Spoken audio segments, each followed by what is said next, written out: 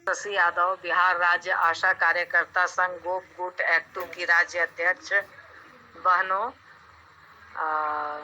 आज हड़ताल का 8वां दिन भी समाप्त हो गया है और आप लोगों ने जिस शानदार और जानदार तरीके से कार्य बहिष्कार को सफल बना रही हैं, इसके लिए सबसे पहले आप तमाम लोगों को हमारी जिला से लेकर के प्रखंड और प्रखंड की जो भी आशा और फैसिलिटेटर बहनें इस कार्य बहिष्कार में मजबूती के साथ शामिल हैं, उन तमाम लोगों को बहुत बहुत बधाई हो और धन्यवाद। आपका आंदोलन है और आपने इसे बिना डरे, इसे जिस दृढ़ता के साथ लागू कर रही हैं, ये काबिले तारीफ है।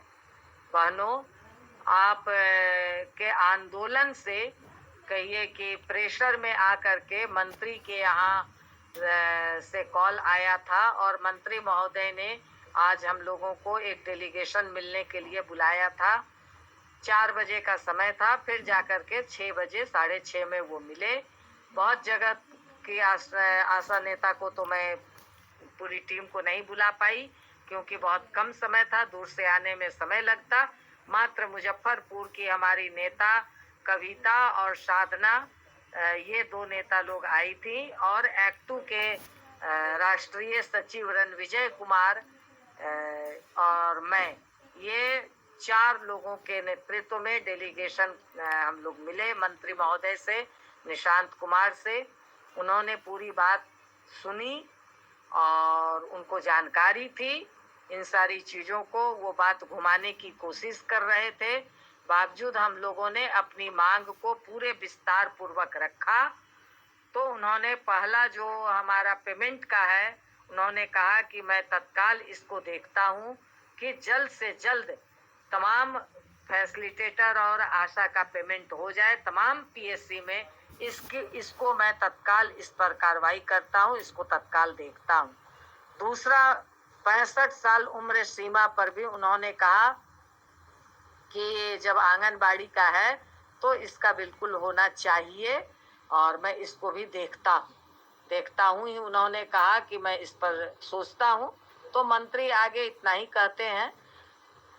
तीसरी मांग जो आज उम्र सीमा को लेकर के, नाम में कुछ गड़बड़ी को लेकर के, आधार और सर्टिफिकेट में गड़बड़ी को लेकर के, पोर्टल पर गड़बड़ चढ़ा हुआ तमाम चीज़ों को लेकर के जो पोर्टल बंद कर दिया जा रहा है, इन प्रश्नों को भी उन्होंने कहा है कि मैं इस पर इसकी जानकारी लेकर के इस पे मैं हम लोगों ने कहा कि आप एक टाइम पीरियड तय कर दीजिए जिसमें कि ये सुधार नीचे से लेकर के ऊपर तक के पदाधिकारी जो लोग हैं इस काम को कर दें, क्योंकि ये नहीं सुधार होने की वजह से और ये गलती पदाधिकारी के ही वजह से हुई है, हमारी आशा और फैसिलिटेटर की वजह से नहीं हुई है। उन्होंने पोर्टल पे गलत चढ़ाया है, इस वजह से अब उम्र सर्टिफिकेट में 75 है और वो चढ़ा दिया है 65।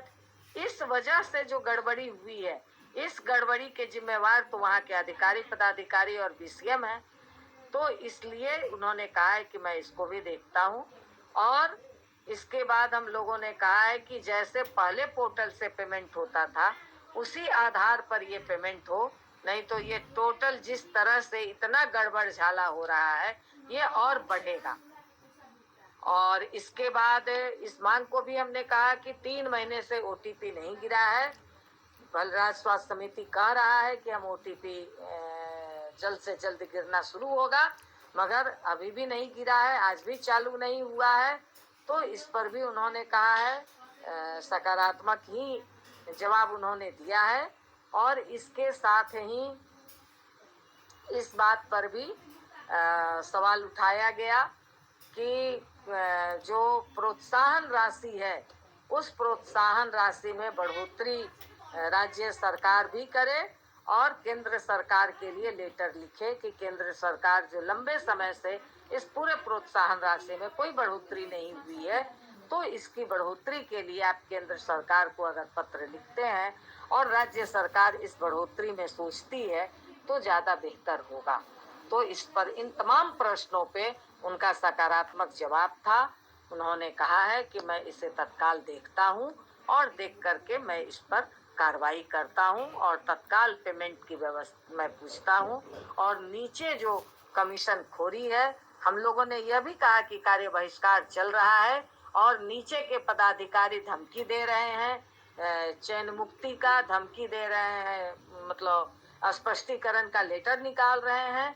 तो इसको भी उन्होंने संजीदा के साथ सुना है और निश्चित तौर पर मैं ये बता देना चाहती हूँ, 60 लोगों पे स्पष्टीकरण निकाल रहे हैं, 10 लोगों पे स्पष्टीकरण निकाल रहे हैं, 5 लोगों पे स्पष्टीकरण निकाल रहे हैं। इससे कोई डरने की जरूरत नहीं है हमारी बहनों। और एकदम ऐसे लोगों पर, ऐसे पदाधिकारियों पर यहाँ से भी कार्रवाई होगी।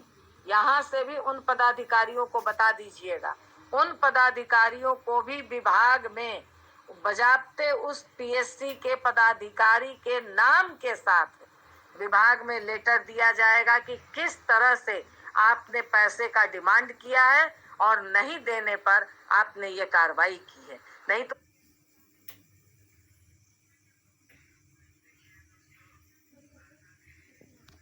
स्पष्टीकरण निकलने का क्या कारण है?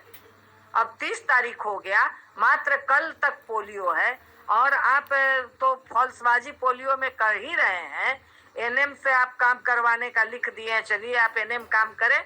जब आशा 8 घंटे 10 घंटे ड्यूटी पूरी मेहनत से करती थी, तब उसमें खोट निकालने के लिए तमाम जांच टीमें जाती थी और 2 घंटे में इनका 100% पोलियो हो जा रहा है, इस पर कोई जांच नहीं बैठा जा रहा। तो चलिए वो तो बाद की बात है, इस पर कोई हम लोगों को भी कुछ नहीं कहना है। आपको जैसे उल्टा सीधा काम करना है वो काम कीजिए, मगर इसके बाद इस उल्टा सीधा काम पर भी जांच बैठेगा। इस सब चीजों को हम लोग भी नहीं छोड़ेंगे। और उन पदाधिकारियों को एक दिन बचा है पोलियो और आप निकाल रहे हैं स्पष्टीकरण, तो आप पर भी स्पष्टीकरण निकलेगा, ये तय मानिए। आप भी कोई बहुत परमानेंट कर्मचारी नहीं है, परमानेंट कर्मचारियों पे तो कार्रवाई हो जाती है, आप संविदा पर काम करने वाले हैं, बता दीजिएगा। और इसलिए डरने की जरूरत नहीं है। जिस बुलंदी के साथ आप संघर्ष को आगे बढ़ा रहे हैं, इसी बुलंदी के साथ संघर्ष को आगे बढ़ाइए। जीत सुनिश्चित है। इनकलाब जिंदाबाद। इस मैसेज को नीचे तक पहुंचाइए। धन्यवाद।